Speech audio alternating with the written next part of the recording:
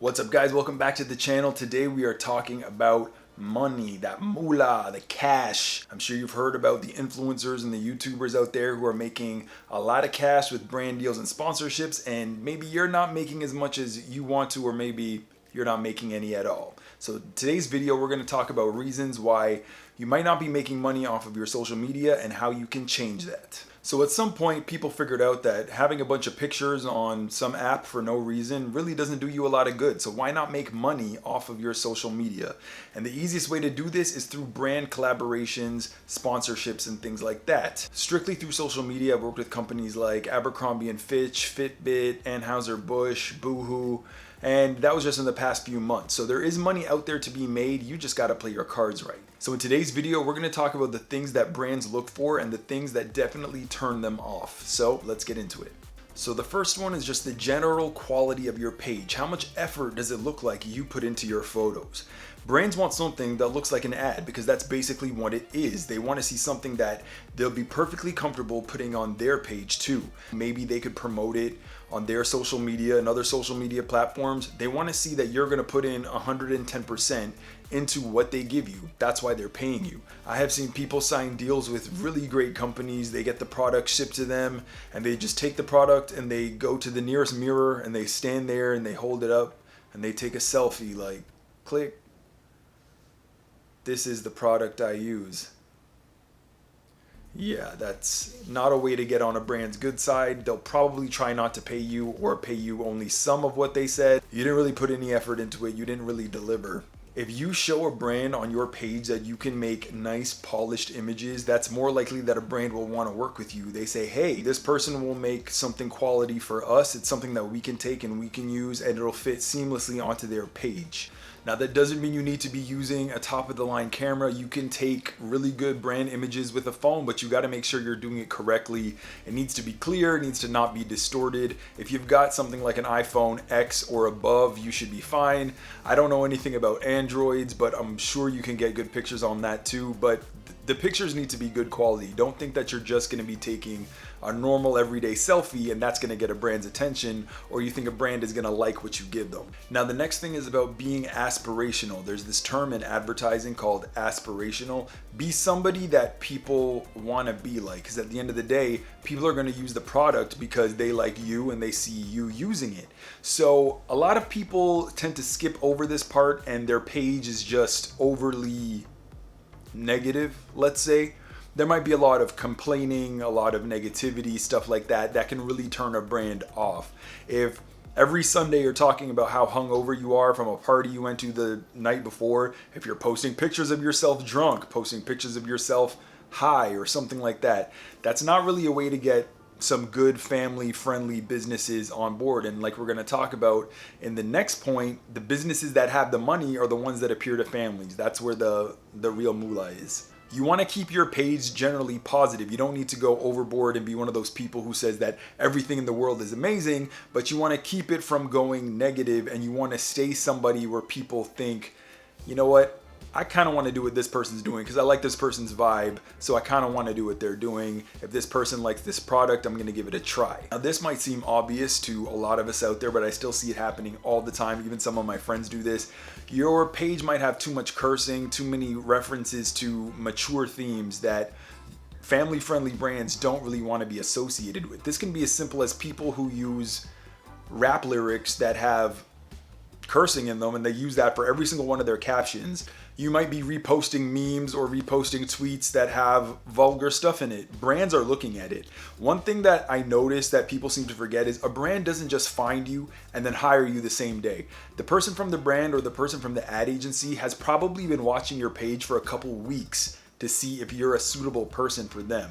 So if in that time they see you cursing a whole bunch, retweeting half-naked pictures of people, reposting pictures that, you know, aren't kind of synonymous with their brand, you're kind of taking yourself out of the running because they don't want to be associated with that. If you're somebody who wants to be making real money on social media, and I'm assuming that you're not a rapper yourself, or you're not, you know, somebody on that side of things, You got to keep your page pretty clean, because the companies that have the money, like the big money, are the ones that appeal to the mass market of America and all over the world, which are the kind of the more family friendly brands who don't want to be associated with dirty lyrics and dirty photos. So the next problem comes in when the type of pictures that you take don't really lend itself to selling a product or service. If your page is mostly one thing, let's say it's all selfies of yourself, let's say you're a female, yes, you can see yourself getting a lot of makeup and skincare and stuff like that, but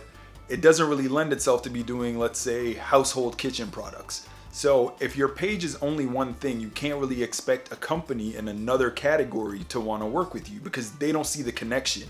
If you're a guy and let's say most of your pictures are in the gym, yeah, you might get some fitness brands interested, and then you sit there and say, hey, how come I'm not getting any clothing brands or any trips to other countries? Because your page doesn't look like that.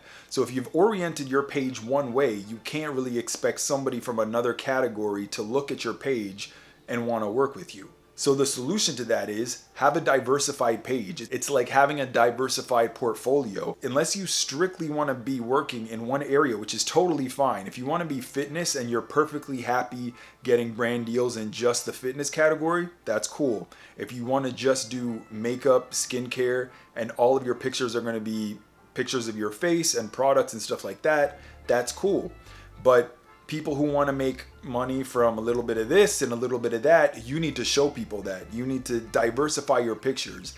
A company that makes, let's say, furniture, and they want somebody to show off all their latest collection of furniture, they're not going to look at your pictures of your face showing off your makeup and think that you and them are a good fit. So make sure you're aware of what lane you're in. Either you're going to pick a lane and you're going to stick to that and you're going to go for those type of brands, or you're going to have a diversified page that a lot of brands can look at it and say, hey, we might be able to work with this person. That's kind of what I try to do. So I show myself doing stuff that has to do with fitness. I show myself traveling. I show myself wearing different kinds of clothes.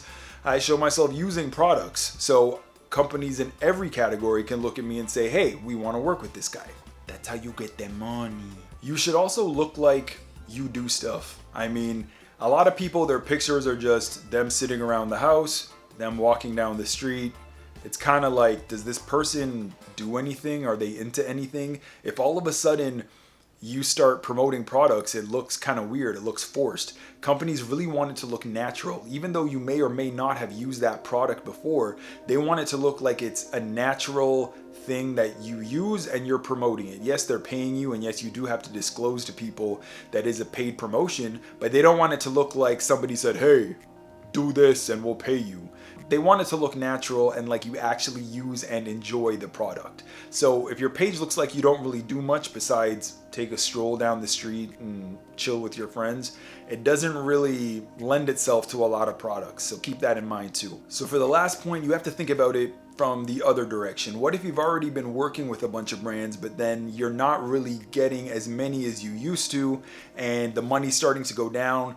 It could be because you're working with too many people and your page is starting to look like the home shopping network of Instagram. I think we've all seen people where everything that they post is a paid promotion, and one second they want you to buy this, the next second they want you to buy this, the next second they're saying you got to go to this place. I mean, that's QVC. I mean, that's the home shopping network. You've lost that ability to be a real person and a real connection, because that looks like you'll just promote anything. And it's really important because at the end of the day, authenticity always wins. So you're gonna have to find that balance where people do have faith that what you're saying is true, that you really like this product, and you're also making money for yourself at the same time, but you're not looking like you're just there hawking products out of like the trunk of a car, because sometimes it can come across really, really tacky. Now with something like that, the first problem for a brand is you could be working with somebody's competitor. You can't make money from every clothing brand. If you're working with, let's say, Nike, the next day you can't put up something for Adidas. You can't put up something for somebody who's directly competing with them, because the brands don't want that.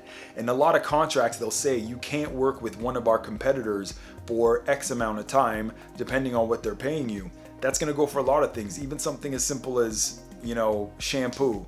They don't want you to be promoting one shampoo one week and then the next week you're promoting a different shampoo. That makes it look like you don't even like either of them. You're just doing it for the money. I mean, think about it. 1 second you're gonna be saying that this is the best outfit that you've ever worn, and then 2 days later you're saying this is the best outfit that you've ever worn, and then the next week you're saying this is your favorite brand, this is your favorite soda. It just doesn't work. You can't have it all. The goal is to hone in and get some really good clients that want to stick with you. Yes, some are gonna come and go, but you're not gonna turn yourself into a farmer's market of Instagram products.